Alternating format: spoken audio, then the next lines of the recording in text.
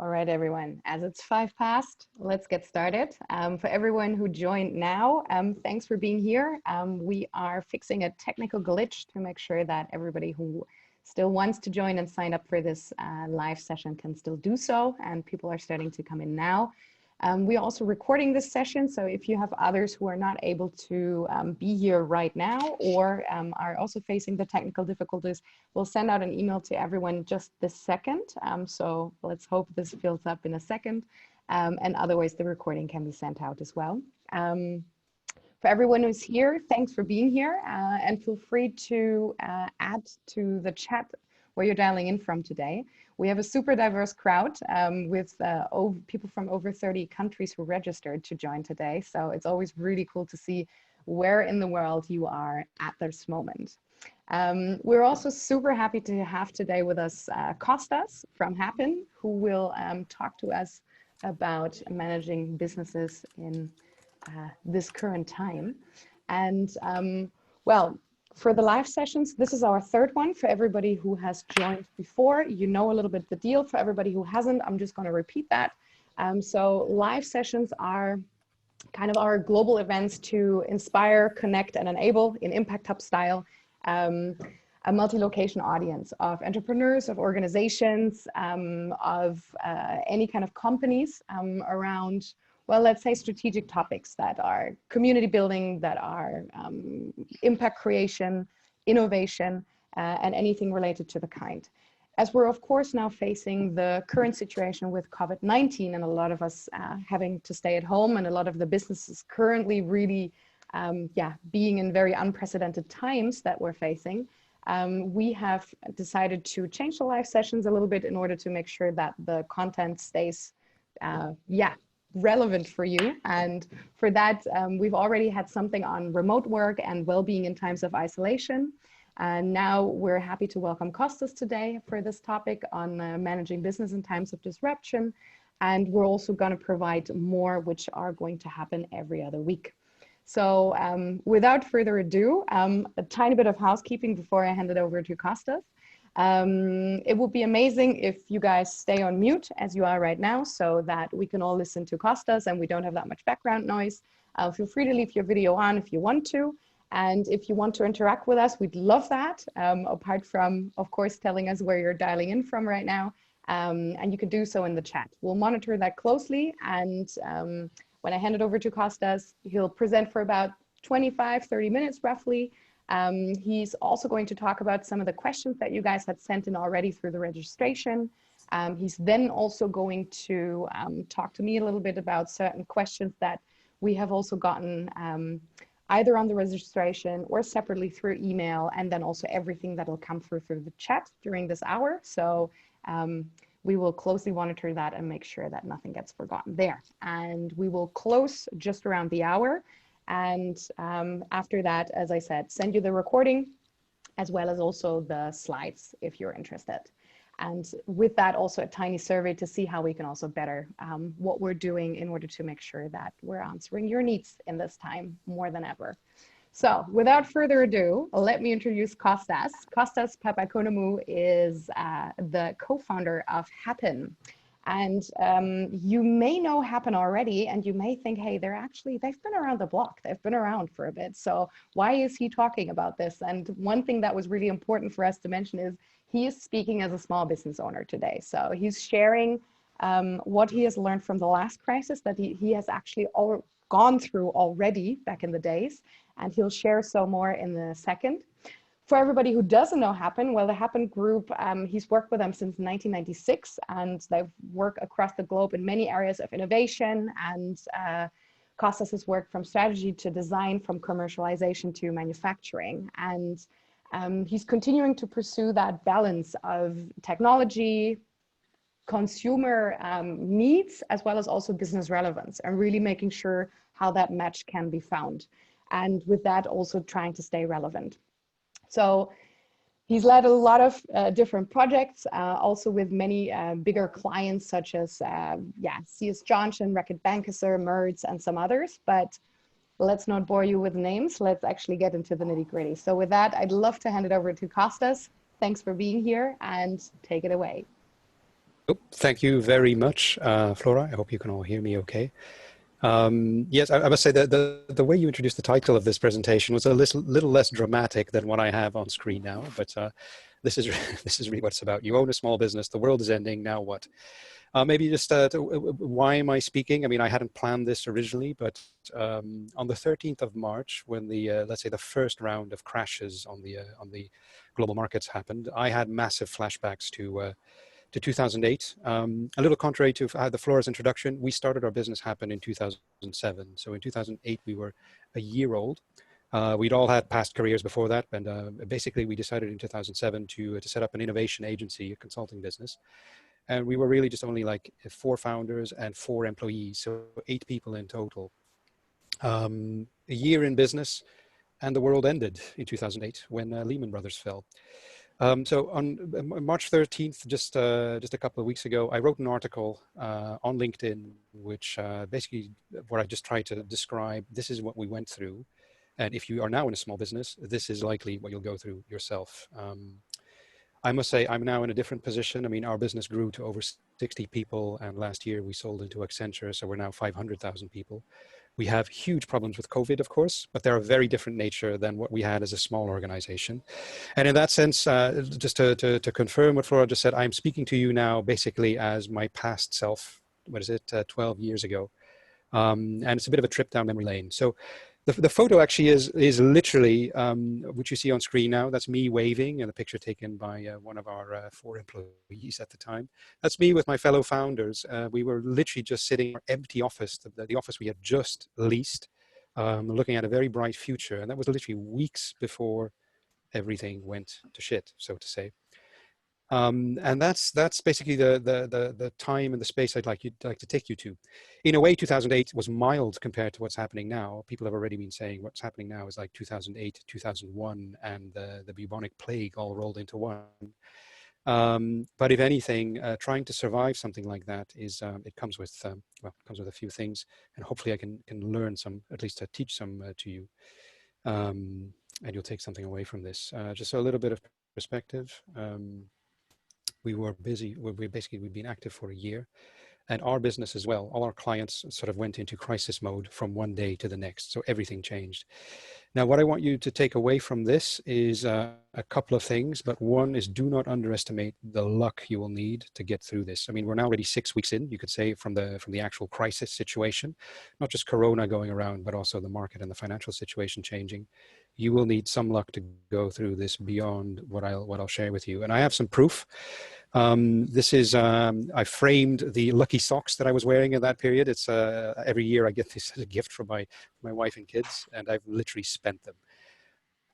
Also, I want you to be sort of forgiving to me for what I would call survivor's bias. So we survived the crisis. Some of you on the call now will also survive the crisis, and you will probably think that you're surviving the crisis because of all the things you're doing now, when you're forgetting about all the luck you had. So some of these things definitely I think worked for us. They might work for you.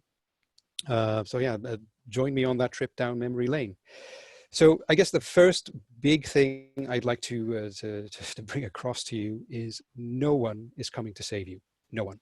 And probably if you're already in this situation now 6 weeks, because that's basically how long this has been going, and you're still waiting for someone to save you, then you better just pack up, because it's not going to happen. You are on your own. If you are in a founding team like I was, then it's basically the founding team. And hence also there's a little bit of a Mad Max-ish, say, landscape to show. That's your reality now. And whatever happens over the next weeks and months, you have to be sure that you are the one in control, and you're not being you're not bouncing around the waves, or actually you find out someone else is holding the steering wheel and you're not in control of your business. That is the one thing that you absolutely need to make sure of. Funnily enough, when I posted this article on LinkedIn back on March 13th, I sent it around to a few friends over the weekend. What I saw was a couple of them had already acted immediately. They knew, hold on, this is actually not normal, and better change and operate now and make some changes to the business, because otherwise we might get into trouble. Here's something that some think will save them, which is money being helicoptered in, be it from government or somewhere else.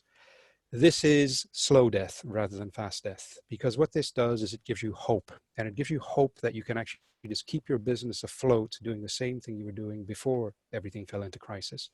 And that's just not going to happen. It'll make the end of your business maybe come a little later. But if anything, what you need is to change your business, probably from the inside out. Another thing to keep in mind, and definitely now after 6 weeks, it's probably becoming clearer that this is not just turbulence. This is not a wobble. This is not something of like a storm that will pass and you just need to hold on and keep everything bolted down. We're nowhere near the end of this yet. Nowhere near. Second order effects still need to kick in. And by second order effects, that's things like large companies going bankrupt, even ones you would never think ever could, they will topple. We might see a bank topple sometime in the next couple of weeks. Then real drama starts. So whatever you're hoping for over the next few weeks and months, it is likely going to get worse, much, much worse, even if the lockdowns end. There's a lot of damage being done. And even when lockdowns end, as you probably already see in the countries that are trying to lift it, this is a slow process. So it's not turbulence. This really, really messy situation is here to stay. Now, that said, going back to what I said before, if you have control, if you are still a small business and you have control over that business, you can change and respond way quicker than a large business ever could. And you can do it in your own favor. What I also want to basically share with you, if you are actually not owning your business and you're literally up to your eyebrows in venture capital or in someone else's money, then this is the moment to decide to walk away, probably, because what then you're doing, you're just giving yourself a hell of a lot of pain to save someone else's investment. Might be the other way around. You can actually see this as a nice moment to buy the business back if you're not fully owning it.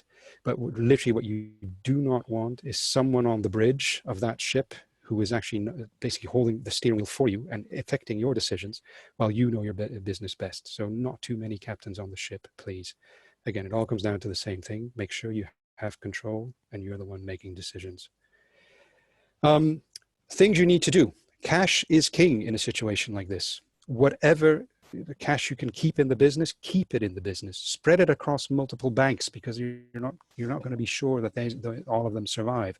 And even though on the long term you might get your money back, you don't have time and energy for that kind of shit to deal with if it actually hits you. Any money leaving your organization that is not primarily, say, serving the survival of the company right now is money wasted. It's as simple as that. And that includes your own salary. If you own the business, your role is to make that business survive, and your salary is in a way a cost to the business. Better spend that money on someone else. Maybe pay someone's salary who's absolutely essential but not owning the business. Just be aware that as a leader of that company, any money is on your name and you have to keep it in. Cash is king. In that same thread, be paranoid, be super paranoid. You can almost not be paranoid enough. What I'm not saying is that you shouldn't take risks. What I'm also not saying is that you should not change track. Changing track is fine, but keep in mind you can only go bust once. And this is, again, a reason for you holding that steering wheel and owning the business, because if you, and this is actually the last point on this slide, if you are in fact owned by someone who's basically gambling with companies, who puts their money in all kinds of little startups, they look at this as a portfolio situation. They see, ooh, I've invested in 20 companies, likely half of them will fall over, I'll still have 10. That's fine for them, but that's not fine for you if you're one of those 10 companies falling over. That's why you should be in control. You can only go bust once. And that's really something to always keep in mind, is never to go so close to the cliff that if things don't work your way, you'll go over, because once you're over, you stay there.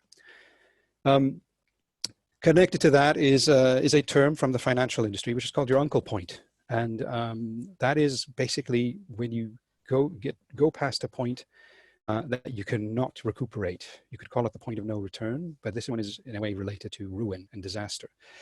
So this is a really tricky one as an entrepreneur.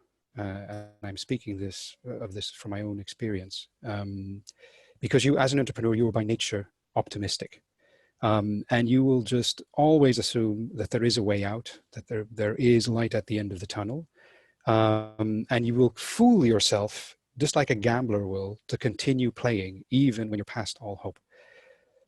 if you're holding on to cash, if you become very cash aware, you will also see basically when your money is going to run out to a point that you cannot recuperate, and then basically the game is ended.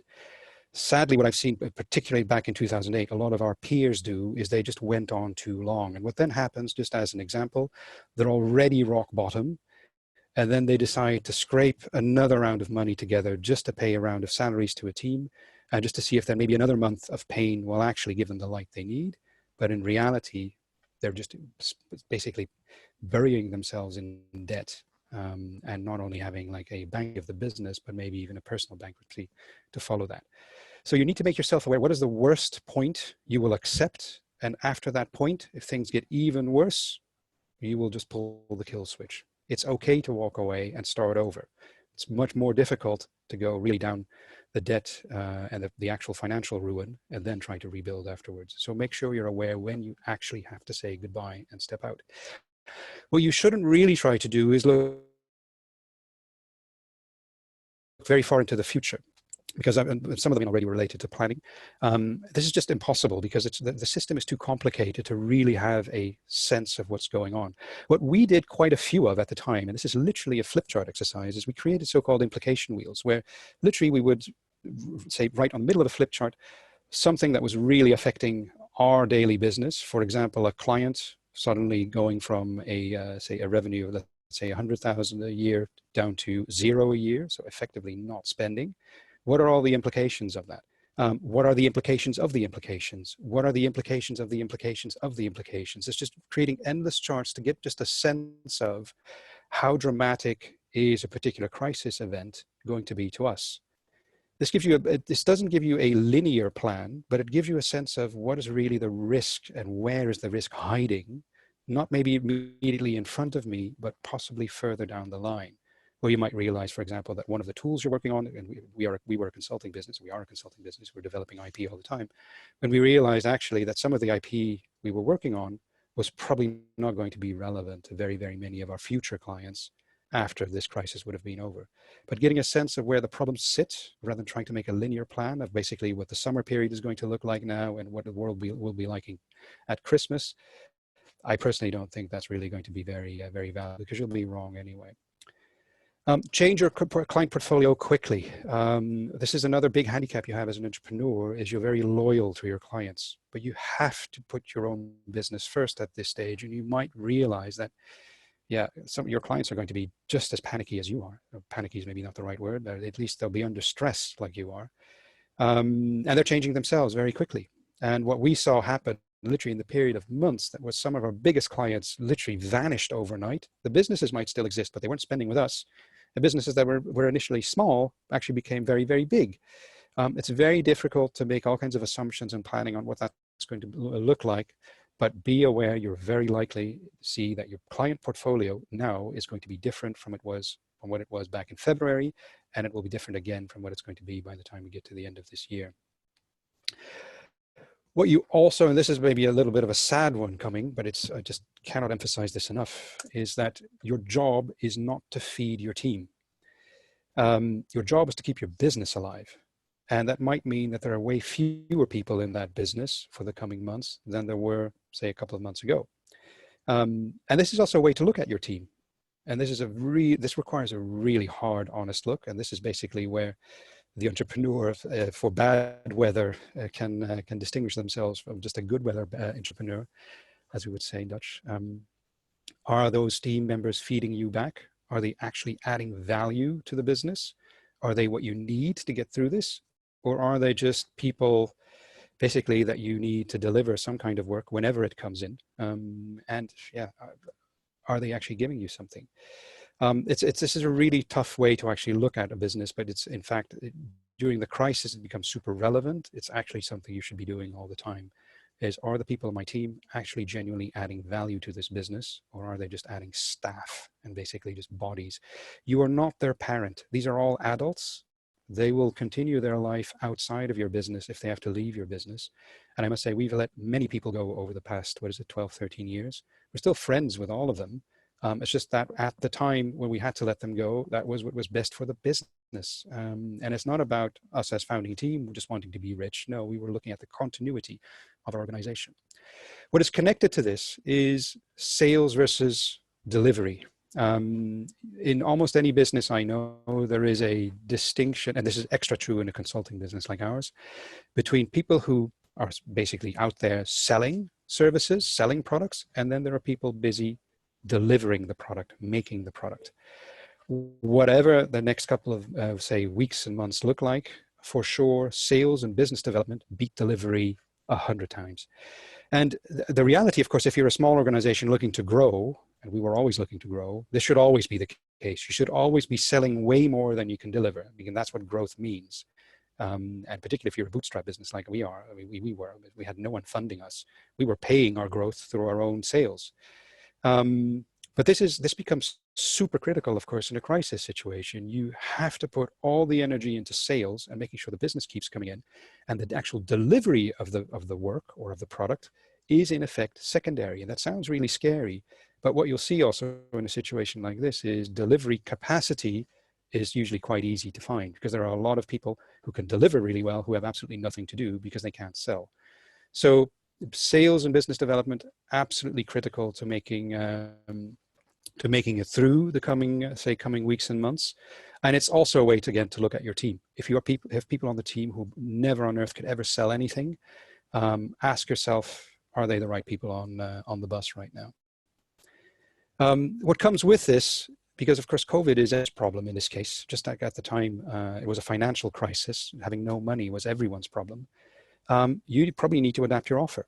I mean, the easiest way to sell business is to take a problem away from your client. Their problems are now different problems from what they had a couple of months ago.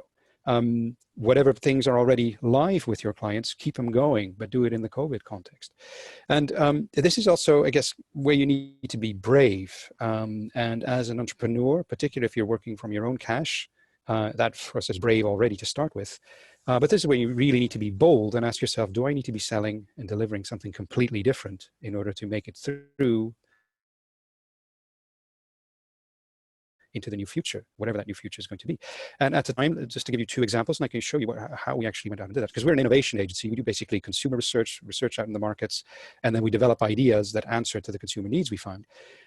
We had two propositions which we created in those first couple of months of the crisis. And one was what we called asset out innovation, which basically means you can innovate from existing factories, resolving basically the big financial problem that our clients had, which they had no money left to invest in their factories. So we showed, here's how you can do new things with the factory you already have, which, hey, presto, was a fantastic solution for them. So we sold heaps of work in that area.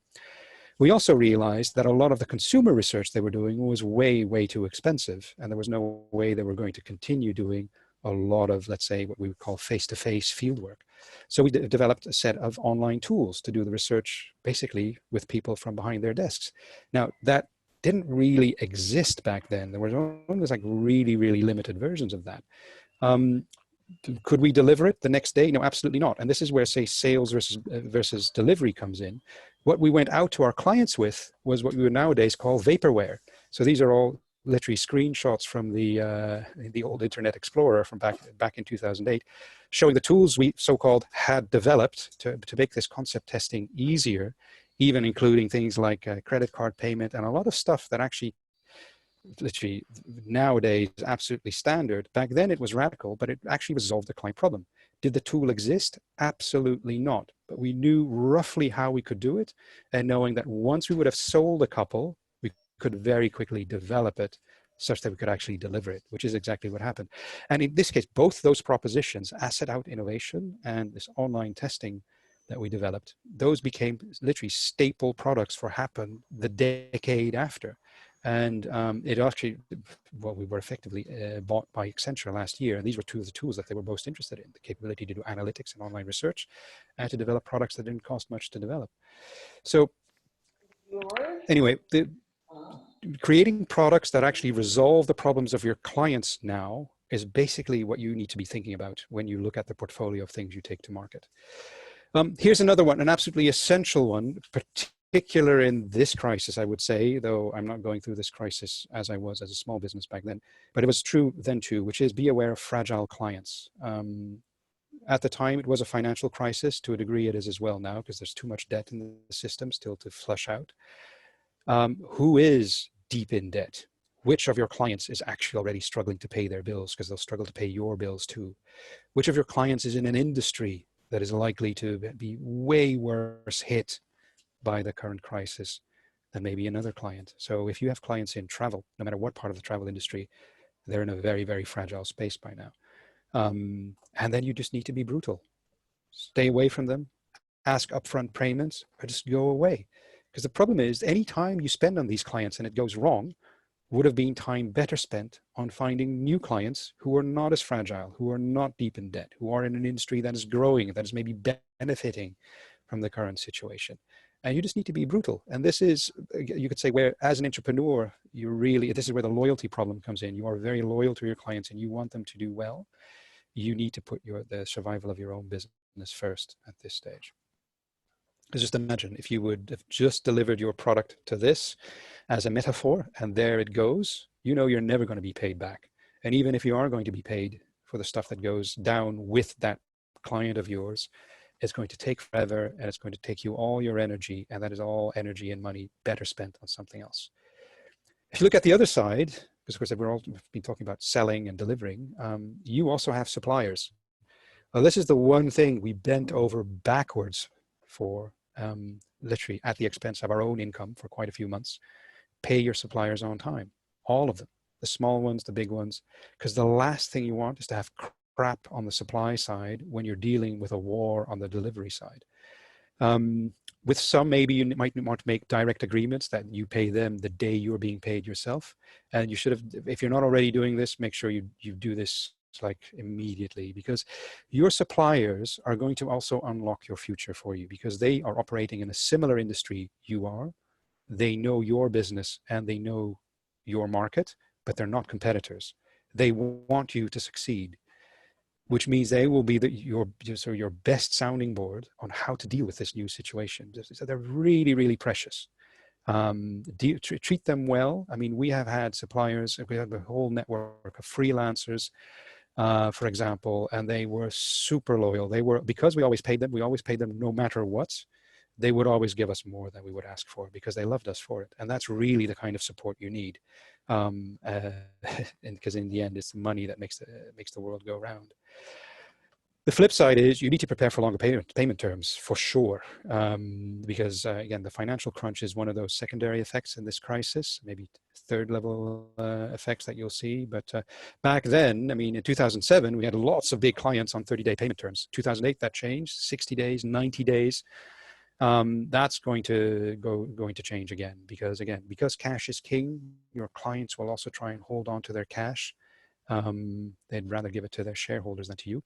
That's basically at least how many of our clients are organized, which is fine. But you need to set yourself up, because if you understand your cash flow, then you need to understand how you can design your business around payment terms of maybe 90 days, 120 days, maybe even longer. You have to be sure you can deal with that. On the other hand, and this is something we discovered at the time, is it's even worth, even when you're trying to sort of, well, keep your team as lean as possible, keep everything as lean as possible, it's actually worth, if you have a lot of, and I wouldn't know what the magic number is, but if you imagine if you're running like 2-3 million euros, say, turnover, and you're chasing invoices all the time, and you're doing that as a leadership, that's just a waste of time for a small business.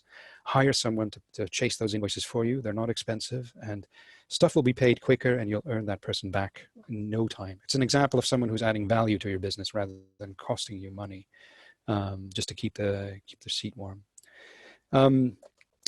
Let yourself be surprised. This is also, I guess, it comes with the luck that can happen.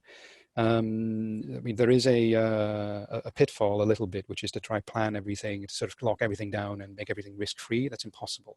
And also, if you start thinking about removing all the risk, you're also removing all the luck. And the first source of surprise will probably be your own team. If you have that team sorted and you have the right people who are as entrepreneurial almost as you are, who understand the market you're in and who understand, say, how your customers are looking for new things, probably because of this crisis and the situation coming out, use that. Again, just, you are not their parent. They are not children that need to be entertained. Make them part of building that new business around you, because this is the benefit of a small business. If you're less than, say, 10, 20 people, this is a relatively easy thing to mobilize your team around. If you're 10,000 people, it's completely different. Make use of that. It's maybe also where I'd like to sort of end the presentation component of this. It's like it's a wonderful slide. That's us. What is it? The summer of last year. So all the original, say, crisis team from 2008, are except one actually, are still there. But we thrived. We thrived through the things we put in place during that crisis period. One was really, really strict cash flow management, I should say. One was a very, very nimble way of developing services for our customers, always keeping an eye on what's their real need, what do they want to achieve, and how can we help deliver that, rather than thinking, what do we like to do, and let's find a client that wants to do that with us. And it helped us thrive, and we're now in a very, very good place. So I hope that gives you a bit of a picture of, I mean, it brings almost tears to my own eyes, sort of going back to those pretty horrendous couple of, well, it was a full year for us of absolute horror, and just really, it was really, really tough. And I'm glad I have that behind me. I saw some questions, at least 3 questions were sent through already before the presentation, which are kind of connected, funnily enough. Let me just put them on screen, because I prepared 2 or 3 slides to just maybe not answer them directly, but give you a way to think about these kind of things. So let me just call them out. How do you plan with so much uncertainty for the next 12 months? I think I partially answered that by just saying, well, for God's sake, don't try to plan it, because you don't know what's going to happen in 12 months. No one does. Get a sense of where the potential pain is going to come from. Business development techniques in the pandemic context. Yeah, I mean, your clients are suffering too. If you can take pain away from your client, then that's a way to start making them happy, and they will buy business from you. And getting insights into risk management. So let me actually tie those 3 together and give you a really nice principle and a way to think about this. And it's connected to this term. It's called, well, fragile. Fragile is probably what probably a lot of you on the call feel like. It's actually also what I feel like right now, even in being now in a bigger business, though it's maybe in a slightly different, for different reasons, in a different form. But fragility, if you think about what that means, fragility is an interesting word, because what it means is whatever changes in the environment is going to damage you. That's what a fragile person, a fragile product, a fragile system, it's all about having fear for change. And typically when people think about combating that and sort of dealing with that fragility as an organization, which everyone currently in the current crisis is trying to do, they think of this term, they think about being robust. And it's actually the wrong term. Robust means that you're not going to change what happens. It actually means you're not interacting with the environment. A couple of years ago, I came across a book by Nassim Taleb, and it's called Anti-Fragile. It's a much smarter term, because what it basically says is you're going to welcome change.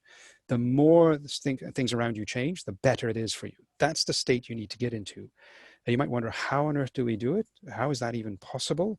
Well, let me give you a few clues, and definitely buy the book and read the book. It's not the easiest to read, but it's definitely enlightening. But if you think about things that are fragile versus anti-fragile, this is just a slide I've used in a conference presentation a couple of times. And it's really funny in a way. If you think about things that are fragile products like glassware, planning. I mean, we work mostly with large organizations. They all make 3-year plans, even though they have to change them every 6 months. They still make 3-year plans. And why are you doing that? Well, yeah, that's what the system says. Planning is fragile because you don't know what's going to come. The European Union is an example of fragile. Uber is super fragile. I mean, in my industry, innovation consulting, for some reason, people always hail Uber as like the example. No, it's ultra fragile because they're losing $1 billion every quarter, and a simple change in regulation can kill them. I'll get to that Running Man and then in a moment. And then there's that that gentleman on the bottom right there. Probably no one here on the call knows who he is, unless you're from Sweden. His name is Jens Selmerlo, and he won the it's a Eurovision Song Festival in front of like 500 million viewers, and everyone forgot who he was the next day. So fame is also very fragile. Let's look at some anti-fragile things in contrast. They're very different. Creativity is anti-fragile. If you want to be inspired, you go into a new environment. You look for change, and that you allow that to affect you.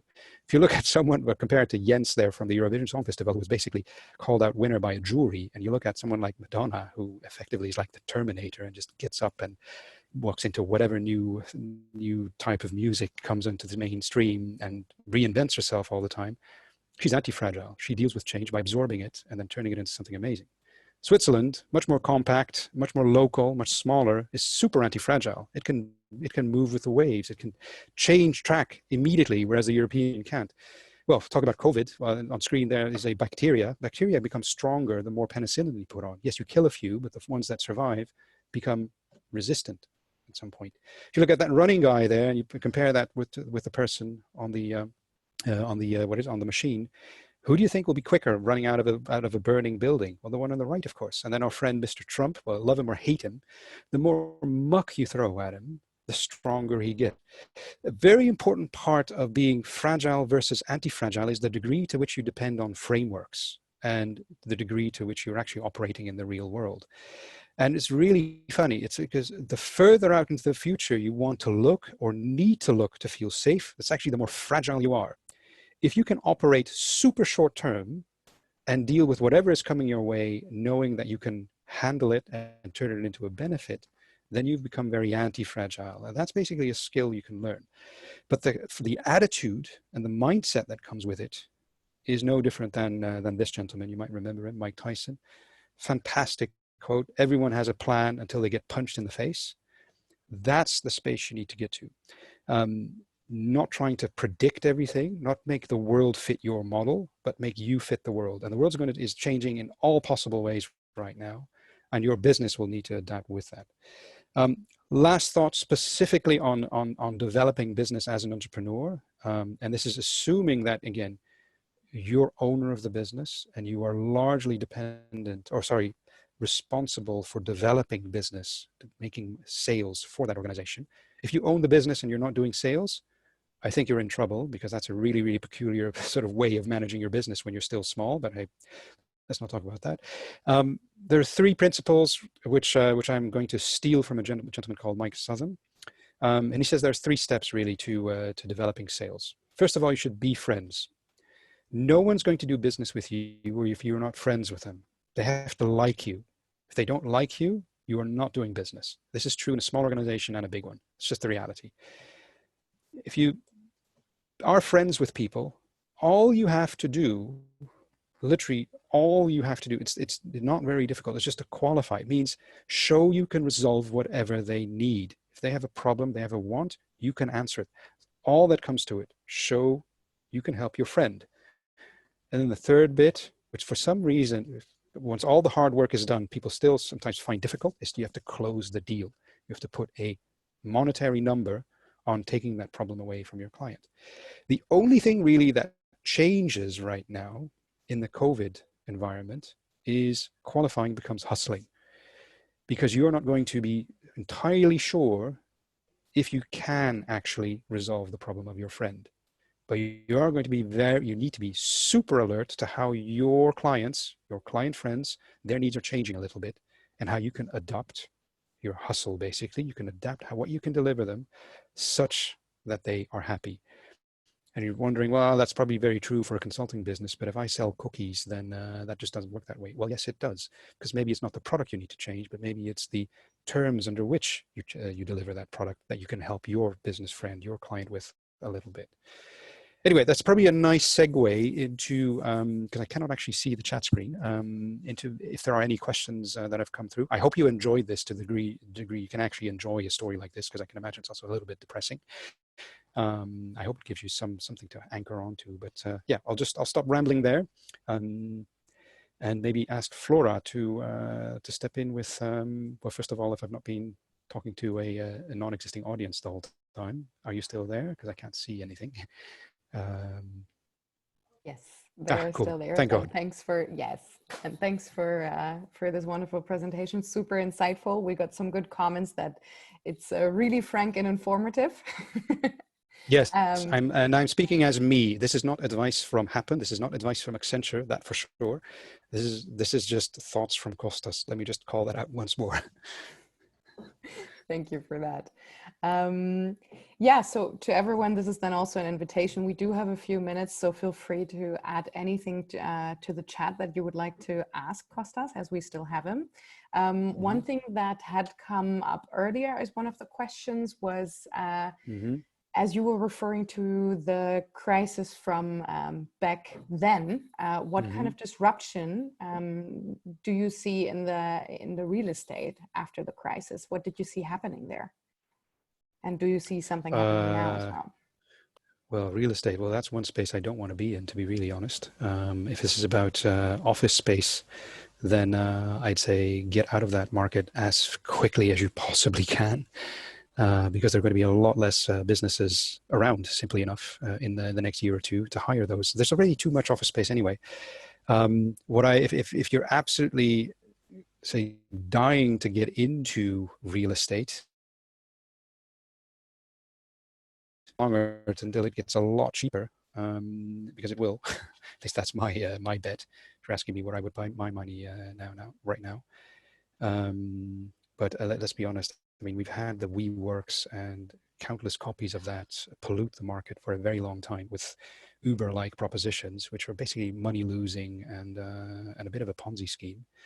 I would say that's one industry that's going to collapse. If I could bet, if there's a way, let's put it this way, if there's a way I can make money on that collapsing, that's how I would deal with it. Sorry for giving you a brutally frank answer there. I think that's your Dutch way of doing things. Yeah, As well, probably just is. being Yeah, straight to Greek the name, point. but Dutch inside. Yeah, Exactly. Thank you for that. I think that did answer that very clearly. Another question that came in from before was how to shift the customer's mindset in order to accept the new normal in terms of remote-based services. So I'm making a little bit of a guesswork on what is behind that. That is basically having to service clients from far away rather than face to face. I think one of the great things, at least from that point of view, we have experienced, that's the best probably example I can give, because our business is like running workshops and stuff like that at clients with like many people at the same time. The great thing is they're all in the same problem. So it's not just us having to work from home, the clients too. And literally within about a week, we were running our first workshops online through Zoom and all kinds of other tools that have become very quickly available, things like Mural and Miro. And if anything, I mean, we're showing how we're resolving the client's problem just as much as our own, because they can't get their teams into a facility just as much. So as long as you frame everything you do, at least that's what we've experienced, that it is, and clarifying how it's a benefit to the client just as much, then that doesn't seem to be very much of an issue, to be really honest. If anything, the new normal is going to be about way less people seeing each other face to face for the foreseeable future. And even as, say, employer, realizing that you're probably not going to see your employees as much as you did, because why would they come all the way to the office if they've just found out over the period of 3 months or maybe even longer that they can do just as much work, maybe even more at home? So yeah, sorry, that's a long and rambling answer. Hopefully there's something in there worth to the person who asked it. I'm sure there is. Thank you for that. And the last one that was sent over is kind of talking a little bit about resources. So what would be your advice on building a community pool of resources to support each other as businesses? Yeah, I find that a difficult question to answer, and this is I find it difficult because it sounds like a solution rather than a question. There seems to be a solution hidden in there, which is if we all hold our hands together, then we'll be fine. That's not the reality I experienced myself back in 2008. And there's a wisdom, I don't know where it came from, but if you are a poor person, the last place you want to be among, the last type of person you want to be around is another poor person, because you'll just basically drag one another down. The way I would say translate that into something I've at least experienced that worked is what I refer to with the supplier network we had. It's just making sure that at least the people who were dependent of us were dealt with well. Because otherwise I don't really understand how, there's no way, at least for our business, that we could, let's say, sell together with other businesses into clients that are also struggling. I mean, what are you going to do if you're on the client side? Are you going to order your product or your services from a group of people rather than just one? I mean, just doesn't really work that way. Also, historically, there are very, very many, let's say, entrepreneurs organizations, which are all around one-man bands, and I don't really see them, to be honest. I don't see these businesses as businesses that can grow. And I must add to that, my personal objective as an entrepreneur has always been to grow my business, not to just stay the same as my business. Sorry, that's a very long answer, but there's also some opinion hidden in there, as you noticed. Definitely see that. Jesko has just sent in another question in the chat. Now relying that to you. Now that companies all over the world, even the big ones, might collapse, should that maybe be taken as an opportunity to rebuild a new, more sustainable economy based on ecological and ethical values? Well, the short answer is yes. The longer answer is, how on earth would you do that from the top down? That has to come from the bottom up. And because otherwise you're just talking about revolution or something really scary. My view on that is, and this is very much my personal view, so do not mistake this for Accenture view or Happen view or whatever, but I hope a lot of these big businesses that are not suitable for the future collapse hard and fast. For what is bugging me, to be really honest, is this talk about rescue programs for what are effectively defective industries, which will just make this whole problem bigger rather than smaller. I do hope, yes, that indeed some of these collapse, these end, and that a lot of smaller businesses replace them very soon. They, of course, will become the giants of the future again. But I find it's an easy thing to just say, well, wouldn't it be great, say, if that happens top down? Well, who's going to do that top down? Are we going to ask the EU to do that? Are we going to ask the US to do that? Who do we talk to? This can only come from the bottom up. And in a way, the smaller businesses need to survive in order to make such a reality happen. Thank you. So that's old man talk.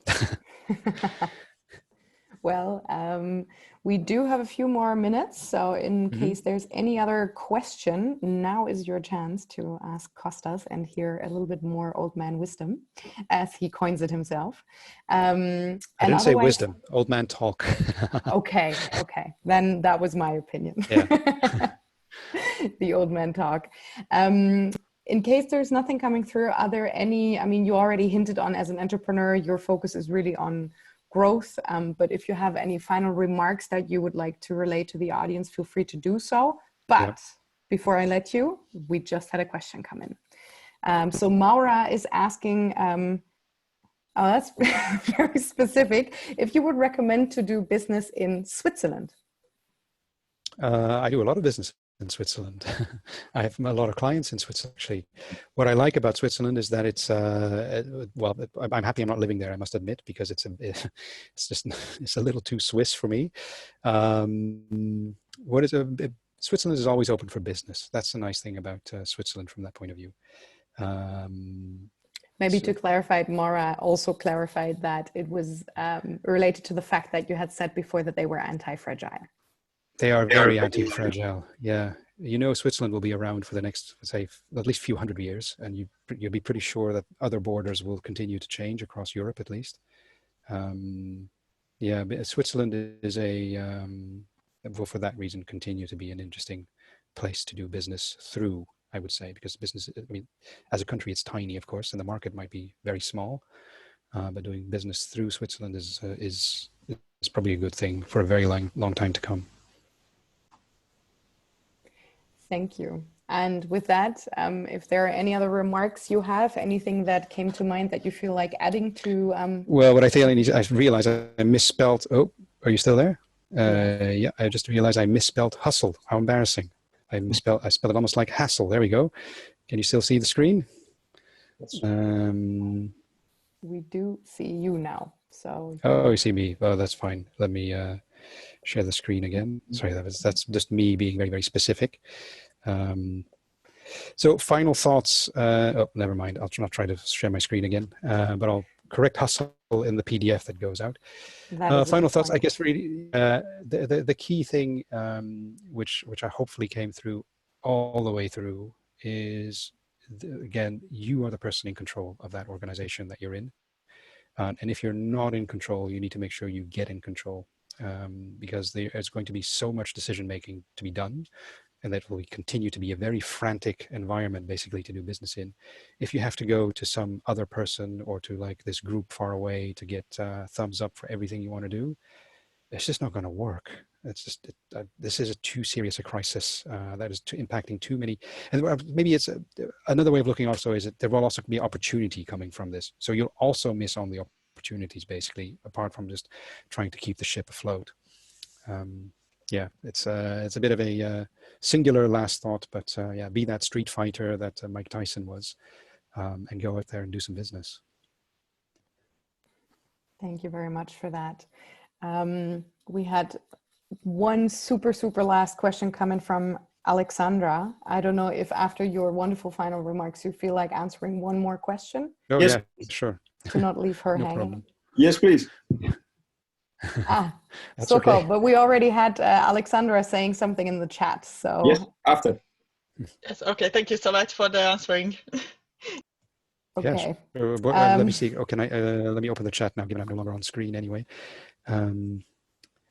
What do you think? Am I looking at the right one? Yeah. What do you think about the logistics services in other business to consumer markets is grown due to the isolation? What I think of that, well, I guess what it just shows is how the world is already changing, and you better be part of it, or otherwise you miss it. It's that simple. One thing we have done within, let's say, Happen and Accenture is we've done a lot of research over the past couple of weeks on things we see change. Maybe to give you one metric on that topic, Alexandra, is that even in a country of like China, which is historically very big on like online ordering, etc., but also very, very narrow in the audience actually doing it, is of the, say, there's about 20% new people doing this online ordering of product to their house, and basically using a new way of using logistics to get product through their door. But about 20% of them are new, had never done it before this. Well, you can guess how many of those will actually continue doing it after this crisis is over. I can even get my own mother even. She would always walk into town to get her groceries. She's now having them delivered to her doorstep. And she's saying, this is great, gives me time for other things. So it's a good example of behavior that basically is going to stick around. And it's an example of if you are retailing product and you've always gone through the classic, say, shelf through grocery or whatever other retail environment, then well, that market is going to shrink. You're not going to be seen. There's going to be way less footfall through stores than there was. How do you position yourself elsewhere? Okay, thank you so much for the answer. Yeah, I'm just confirming what you already know. So. Thank you, Costas. Sokol, you had a question, which is going to be the very last one because we're starting to run out of time. Yes, I mean, like 1.5 minute left. Well, yes, that's true. Flora, Costas, and of course the other team. Thank you for being around. Costas, they happens to be in Greece for about 20 years. So Papaikonomou. Wow, that's a pure Greek name and surname. You probably speak Greek better than I do because I don't. Oh, shit. Kalispera. You said before innovation consultant, right?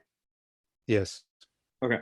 And you said also before through Jensko and Alexandra slightly that the companies for the future, if they are not prepared ecologically or ethically, I mean, as you and I personally feel like probably should adjust or they will basically die. And you also mentioned that instead of coming from top down, which this is how it should be, but unfortunately it's not happening, nowhere near at least.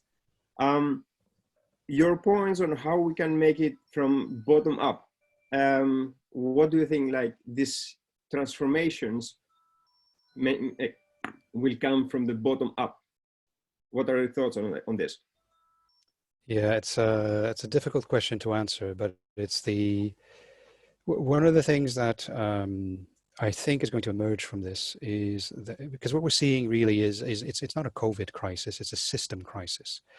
What we're seeing is the system that existed up to a couple of months ago, actually is still existing for a large form, is just non-sustainable. It is not sustainable, for example, to have, let's take the airline industry just as one example.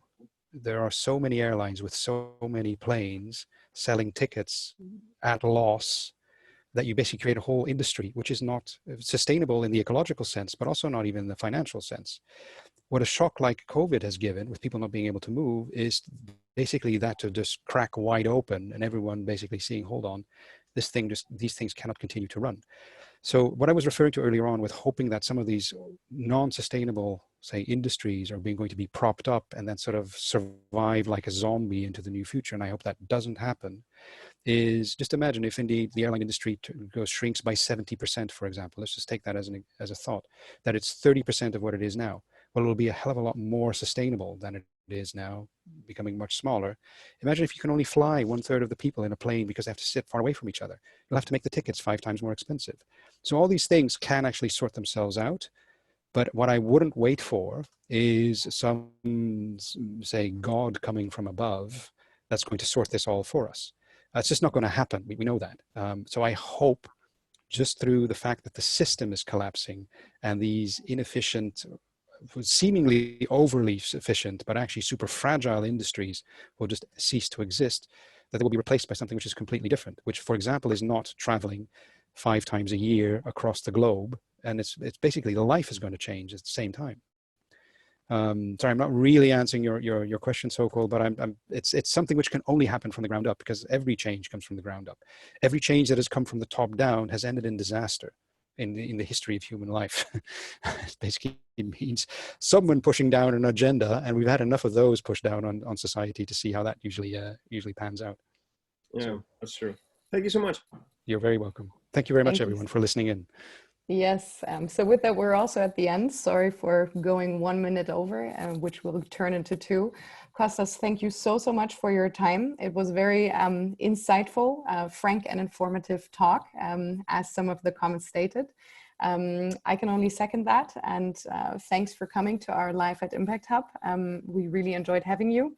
For everybody who has asked either privately or in the chat, we will send the recording, and we will send that to your email together with also the slides that Costas has presented. And with that, you can then also make sure to send it to some of your friends who might be interested, as that was one of the comments raised. Now, thanks so much for being here. Sorry again for the hiccup with the link. I'm glad you made it anyways to come here today, and tune in for the next live session on Let me May put that on 14th. screen. Yes, thank you so much, Costas. May 14th is the next one, happening at 9 a.m. in order to care for the other time zones around the globe, as we always have a very diverse audience. And then May 28th will be at 5 p.m. Central European time again. So with that, thank you very much, everybody, and have a wonderful rest of your day. Thank you. Thanks so much. Thank you. Bye. Bye-bye. Bye.